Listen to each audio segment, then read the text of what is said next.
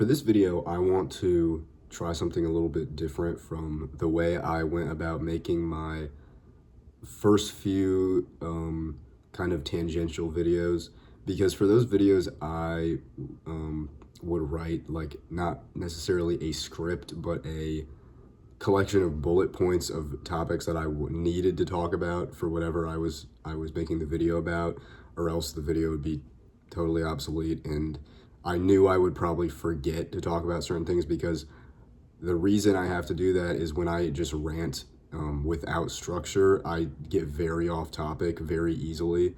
But I prefer, honestly, when I'm watching YouTube, for the videos to be less edited and for it to be a more stream of consciousness. And there is a general topic that I want to talk about here, but I'm also kind of sick of editing my videos so much, because not only do I not like doing that, but it's also, well, I don't know, it's kind of fun, but it's also just makes, I feel like it makes the video feel less genuine. And I want to just be able to get on here and talk and not have to worry about every little thing I'm saying being super relevant. Another thing is that my phone always, if you've seen anything on here that I filmed with my phone, it runs out of storage like every 2 minutes. Even though I'll go and I'll delete, all of the content that I just filmed and put it on my laptop, and then I'll look at my storage and my storage will be more full than what it was before. I don't know why it does that.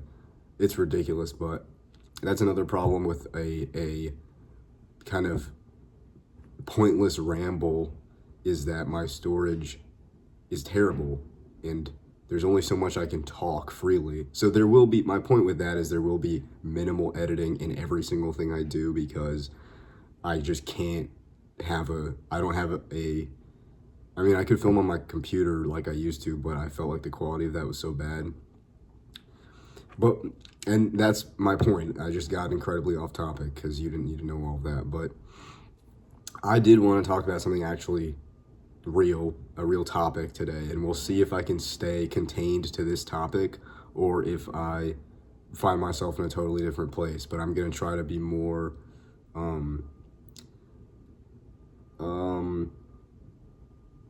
I don't know what's the word.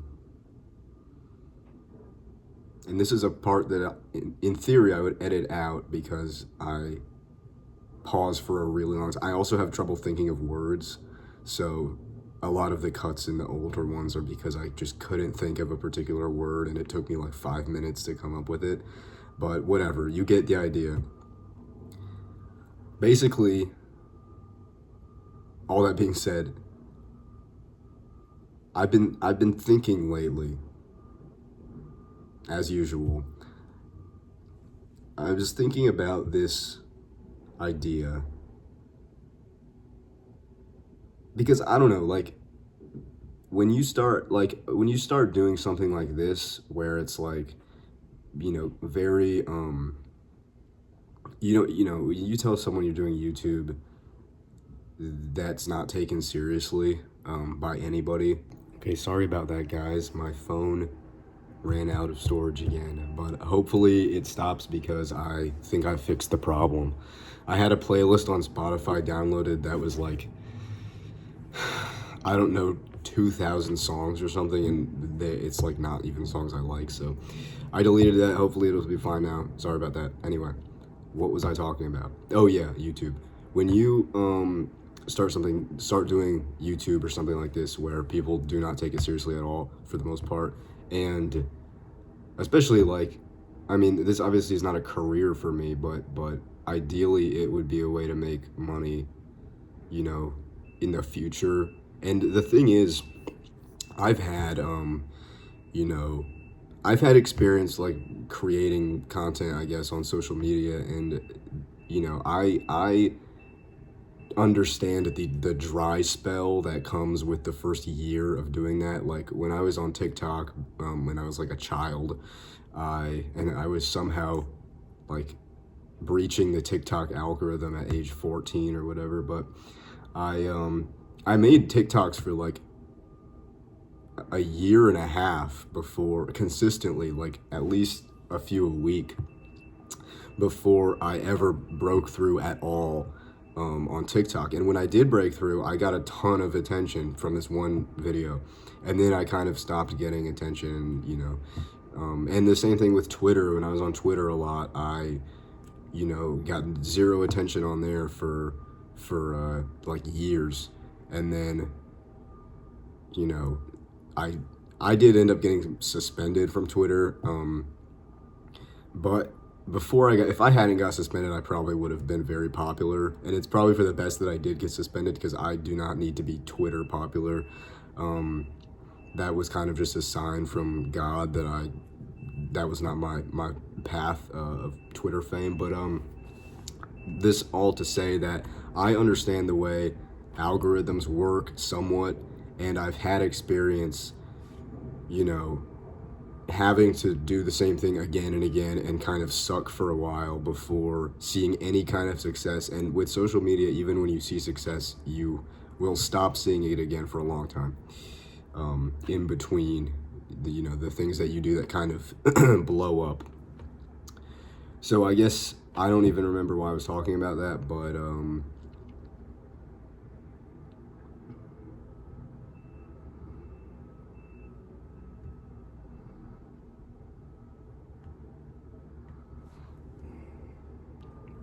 I had to pause because I genuinely could not remember why that tangent started, but I think it was because I was saying that YouTube is laughed at.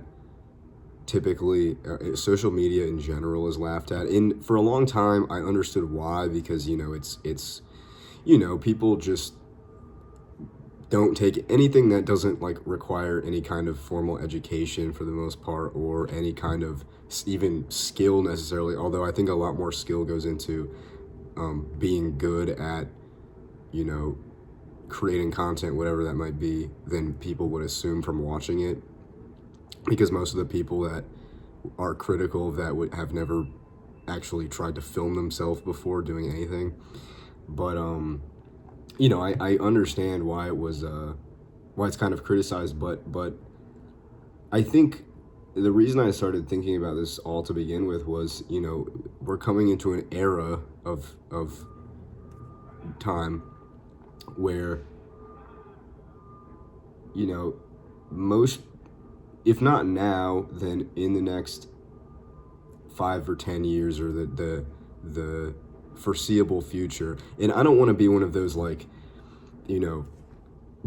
AI is dooming us all and we're going to get taken over by fucking robots. I think that's completely bullshit. But well, I don't know, I guess it's possible, but it sounds ridiculous. But I do think that AI is going to replace a lot of jobs, and a lot of jobs that require education and are generally respected will also be taken by AI. Jobs that are not respected at all can be taken by AI. It just depends what it is. And me, I'm in school for a communications degree in visual arts, which is like the most easily taken job. And the job, honestly, that's the job.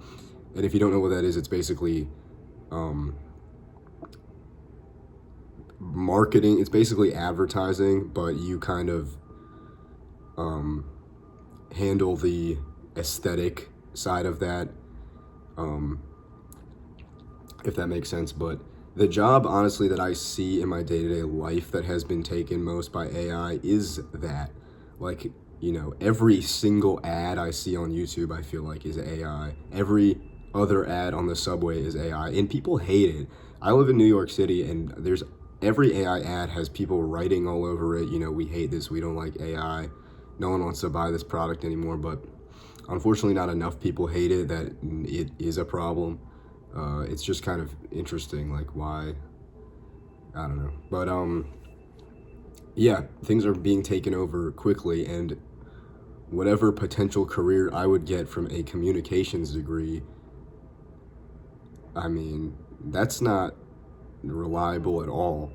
And I think it's interesting because we may be at a point, I personally think that if you're not someone that has an education in something that is still not really well replaced by AI, which there are plenty of things, but you have to theoretically go through a lot of school.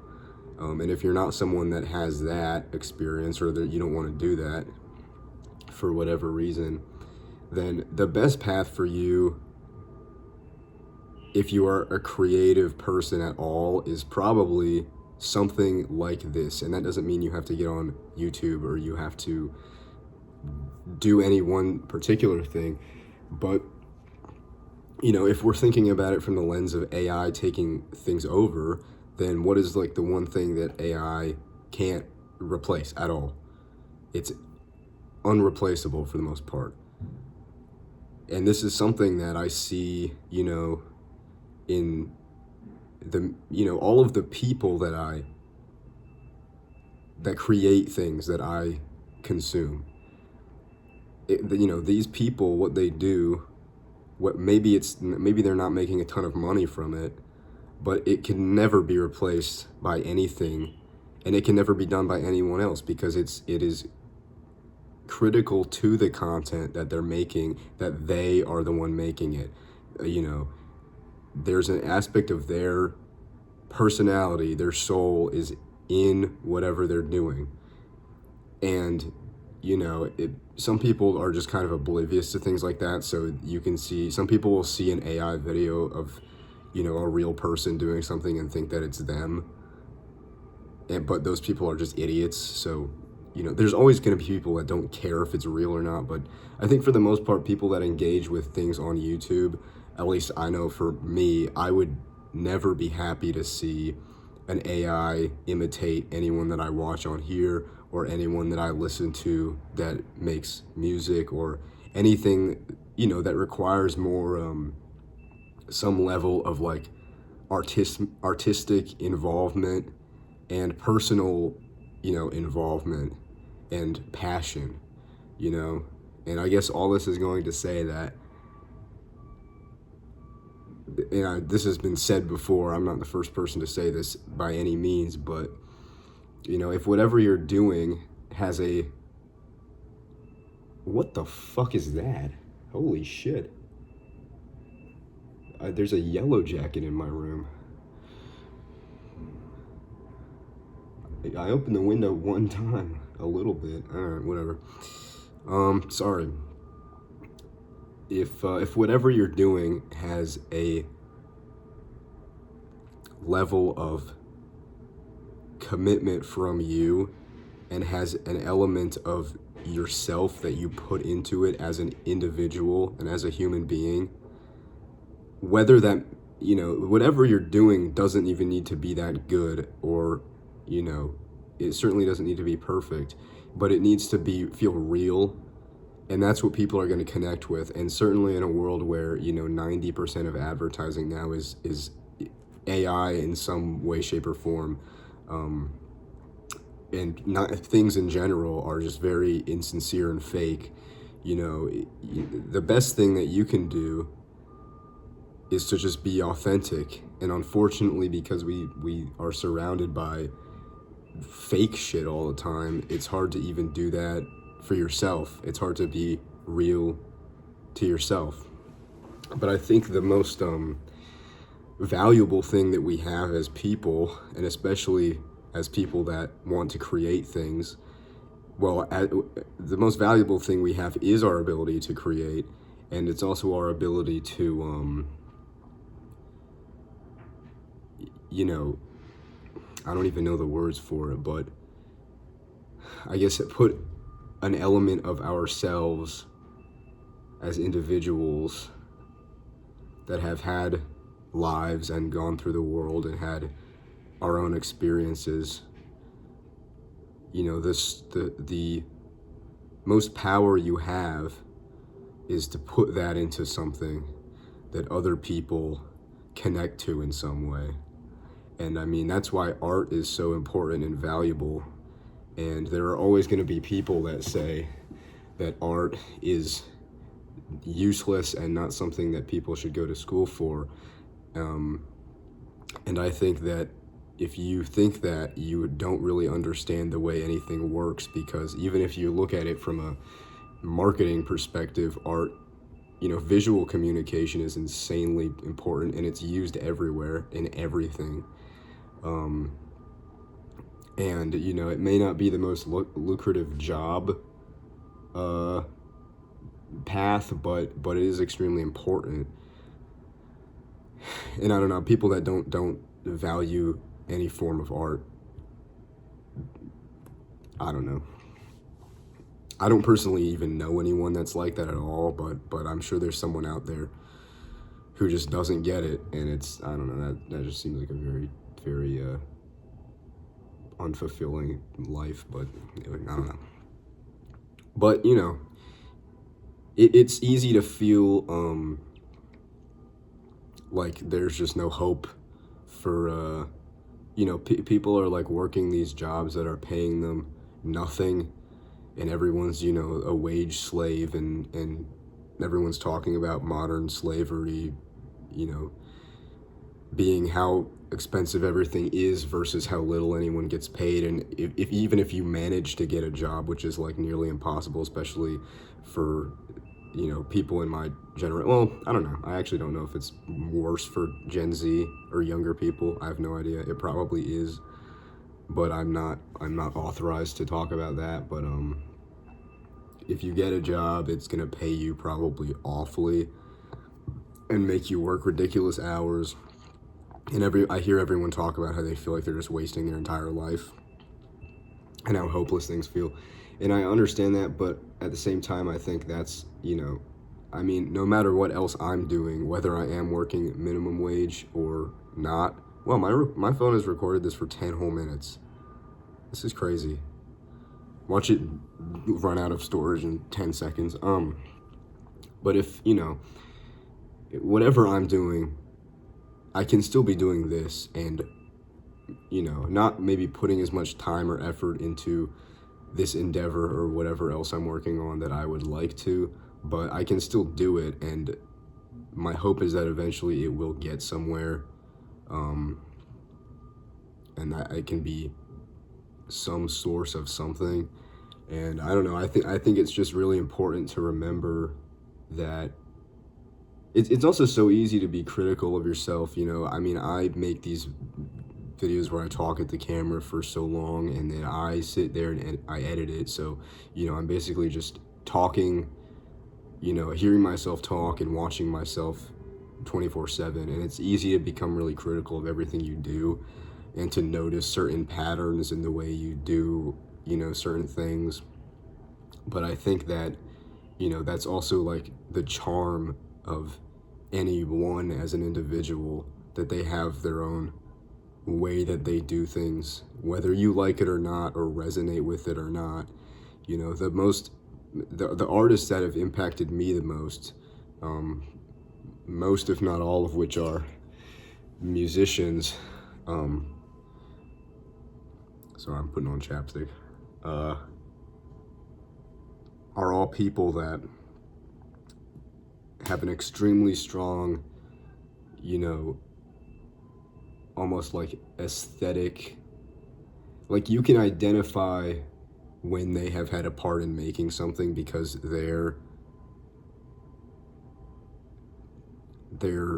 I don't know, presence in whatever they create is so strong, because they have such a distinct personality and aesthetic preference. And I think that's, you may like it or not, but I think that's one of the most powerful things you can have as a person, is to have a very distinct presence in whatever you are doing, and whatever form that might take. But in order to do that, you also have to stop engaging in bullshit. And I think there was this quote that I heard the other day. Let me try to remember it, because I think it's really relevant. I feel like an English teacher. It was people aren't drawn to perfection, people are drawn to authenticity. And I think that's extremely true because, I mean, perfection, you know, debatably doesn't exist, especially not if you're just creating something like this. This is far from perfect, I know. But the best thing that you can do, and the thing that gives you the most power, as I said before, is to be as authentic as you can. Unfortunately, that's also one of the most difficult things you can do, at least for some people. I mean, it's funny too because some people seem to have no problem with it. Some people just wake up and they just go about their day and they're just like being themselves all the time, you know? And they're, you know, those people are typically the most divisive, where it's like you either love this person or you absolutely hate them, which is honestly probably a good way to be because it means you're being real, you know? And I know people like that where it's just like they are just, you know, I mean, everyone's themselves, but some people are more some people kind of own it more than others, and I think the idea is just that you need to build a certain amount of confidence in it. I'm so sorry, there's like construction happening all the time outside where I live, and my window is open, as we established, so you're gonna hear things. But yeah, I don't know. I think I'm only even thinking about this because it's easy for me to, you know, I am in school for visual arts, obviously.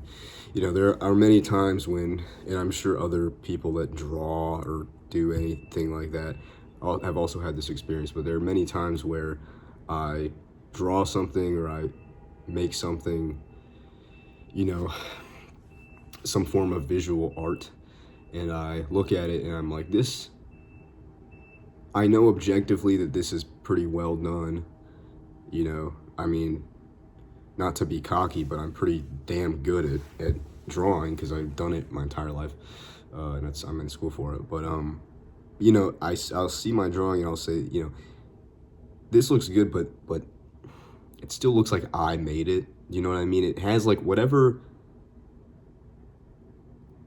there, like it has this element to it that everything I've ever made has. I could not describe what that is, but it's just clear that I made it. And for a long time, I didn't want things to look like that. You know, I wanted it to look like, oh, someone else did it, you know, anyone could have done this. But you know, the realization that I came to was that's the most valuable thing that you have is making something and having it look unmistakably like you made it, because that's what this, you know, these algorithms can't necessarily replicate that. And when there are artists with a very, very distinctive, and this applies to like anything, I know I'm talking about art, but anything remotely requires you to express yourself, which is a lot of things. I mean, the only things that don't are like, you know, 9-to-5 office jobs and things of that nature. But you know, I don't know. I think there's no reason to, well, no, there's reason, but I think it's important to be optimistic about what this, you know, artificial intelligence era that we're in could mean for the future, the value of authenticity in artwork. And I think that people are so negative about it, and I understand why, because, you know, it kind of feels like the world's going to shit sometimes, but that really doesn't get us anywhere to sit there and whine about how much everything sucks. And instead, you know, I mean, I see that it might bring a lot of light to the value of humanity in artwork and in everything, and that would be a good outcome because, you know, people generally speaking don't really engage with art in a meaningful way. That sounds like the most like art school student sentence, but you know what I mean. But yeah, I don't know. I just think that it's hard to accept yourself because you're always going to have elements maybe that you'd like less about yourself that other people don't even see. But it's very important to do everything with 100%, and even if you feel like what you're making is just inherently flawed, or there's something wrong with it, or it's just never going to be as good as someone else's, as long as it feels like you, oh my gosh, this video is going to be so long. I hope people watch this whole thing. I hope anyone watches this, because I am actually putting a lot of effort into this. But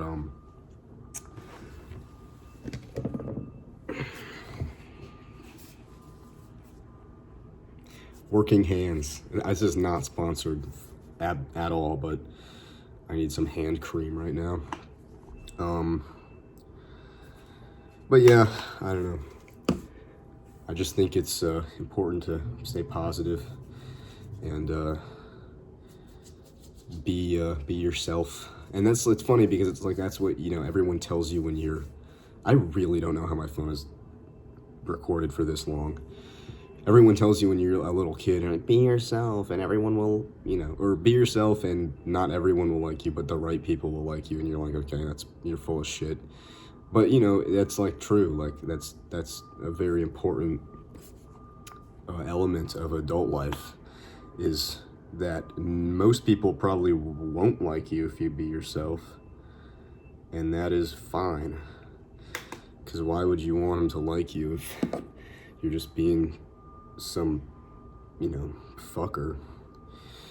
So yeah, not a conclusion that no one else has ever came to, but